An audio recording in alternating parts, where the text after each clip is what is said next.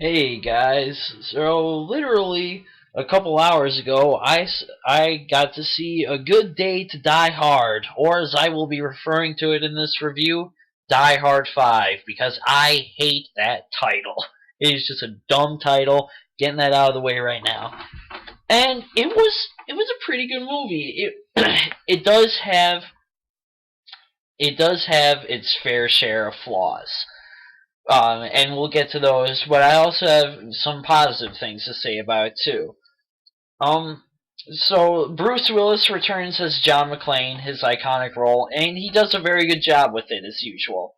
My only problem is he doesn't have a whole lot new to work with. He's just kind of that cracking wise one-liner cop again, and that can work, but it's just throughout the Die Hard films he's given a lot of character development, and here it kind of came to a halt.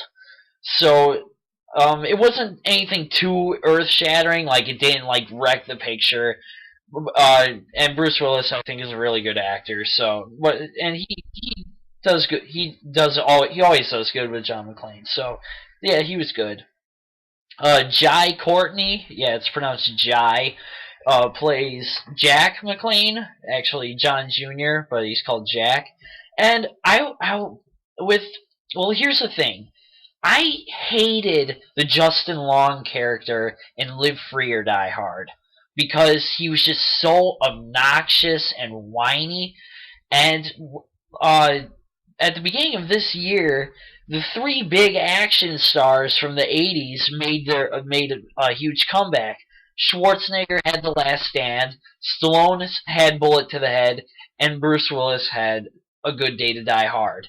And in each one of these movies, they were I noticed that they're paired up with a younger like a much younger quote unquote hip sidekick. And whether it's for comic relief or because they're crucial to the story, I don't know. I didn't get to see The Last Stand or Bullet to the Head. It's just I'm sick of seeing these veteran action heroes have to be paired up with young people to appeal to the younger crowd. It's like you're gonna go to a Stallone or Schwarzenegger movie to see Stallone and Schwarzenegger, not to see some young guy. So when, of course, Jai Courtney, Jai Courtney is playing or John Jr., and I was just thinking, this character's gonna be a pain, isn't it? But in all fairness, he was actually a pretty decent character. He's a bit of a prick at the beginning of the movie, but him and John get on better as the film goes on, and it just works out a lot more. I liked him a lot more than the Justin Long character. So yeah, Jai Courtney is a pretty good actor. So yeah, he did a good job. I was pleasantly surprised. Um, those are the two most noteworthy performances in this movie. Because quite frankly, the villains in this movie are really flat and just not interesting at all. Um, I'm not a big fan of Timothy Oliphant's villain, uh, Thomas Gabriel in Live Free or Die Hard, but I like him better than the villains in this movie because it was just nothing really, nothing really ground, nothing really, I guess, just interesting about these villains. I mean, maybe because we've seen McClane go up against more threatening foes. So I don't know. Just something about the villains didn't work.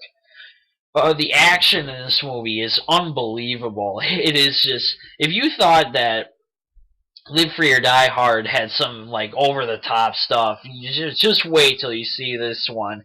Like in Live Free or Die Hard, and he's hanging on to the F-35 jet. There are some doozies in this movie. Uh, the action is incredible, but the action is really entertaining. It pushes the envelope on realism like a lot, but it was entertaining. It was cool to watch.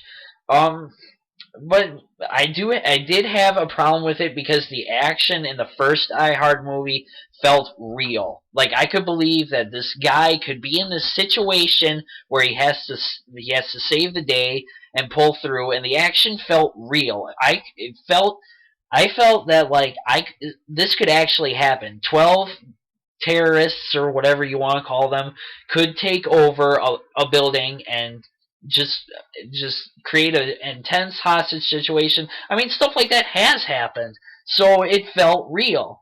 This, it's the same kind of problem I had with Live Free or Die Hard. It felt more like I was watching a James Bond movie or a Bourne movie or just something that's not Die Hard. It didn't feel like Die Hard. Now I'm not saying now.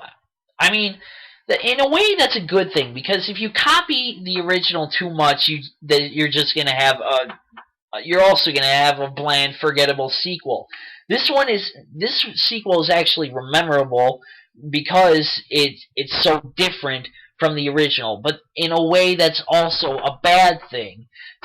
I'm contradicting myself. I realize that, but it's just if you really like the original movie, you're gonna notice that this film, it just feels so different. And if the John McClane character wasn't in it, it would be nothing like Die Hard.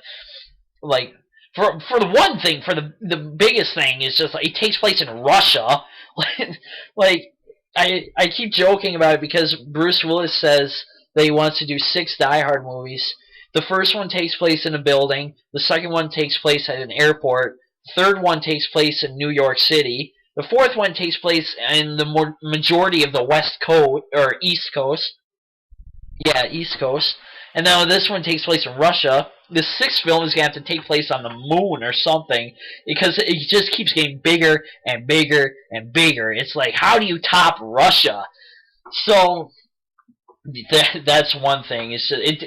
The action was very entertaining, but it didn't feel like Die Hard. But that's not necessarily a bad thing, and that's I guess that's what I'm trying to say. The one thing that I absolutely did not like about the action though was I'm watching it and I'm thinking that's CG, that's green screen. None of this looks real because it's so painfully obvious CG. Because I don't know. It's hard. Granted, it's hard to make a helicopter exploding in Chernobyl look real. It's hard to make two men jumping out of a window out of a building look real. But Hans Gruber falling out of the window in the Nakatomi Corporation in the first film was green screen, and that looked 10 times better than the green screening in this movie. Something about it just didn't click. It didn't look right. Half the time it looked like I was playing a video game or something. But at least it was entertaining to watch. I mean, video games are cool. So, the plot too. I'm sure everyone keeps. It's like this film has been getting very mediocre reviews. Critics have just been watching it and it wasn't bad. It wasn't good, but. And I think a lot of that boils down to the plot. The plot from the get-go is very hard to follow. I'm going to have to watch this movie a couple more times, and even then, I don't know if I'll get it all. Because it starts out, there's some kind of political prisoner thing going on in Russia, and the CIA is involved. That's John Jr. works for the CIA. That's not a spoiler, really, because it's revealed in the first 15 minutes of the movie. That's another thing. This movie's really short. It's like an hour and a half, and the other films are over 2 hours long. But anyway, I digress. Throughout the course of the movie, there are 3 plot twists, and suddenly this political thing becomes about stealing uranium, and by that point, I was like, okay, when are the McClanes going to come in and just blow shit up? Because that's what I was waiting for. And they did deliver, but yeah, the plot is pretty confusing. I don't know. Maybe that's just me. I didn't get it. you've heard me gripe about this movie, and you're probably thinking, man, you really didn't like this movie. No, I did like this movie. I really did. It was very entertaining. The action, even though it pushes the perception of reality, is very entertaining. The car chase at the beginning was phenomenal. It's very funny, and Bruce Willis, John McClane, and Jack share some legitimate father-son time too. Like, I could believe that these two were related. Also, Jai Courtney does a phenomenal American accent because he's Australian. It was like almost flawless. Marco Beltrami does the music. Very, very great score to this movie. It's very Michael Kamen, who did the score for the first three Die Hard movies, who is unfortunately no longer with us. Very good score. The cinematography is sleek. It looks very nice. Yeah, I mean, if you're a true Die Hard fan, you'll definitely be satisfied with this movie. Looking forward for Die Hard 6, but my only request is keep it simple. Make it like Die Hard 1 and Die Hard 2, one man against all odds, and that's all you need, because that's Die Hard. But I give Die Hard 5 3.5 McClane one-liners out of 5. So, yeah, it was not perfect, but it was pretty good.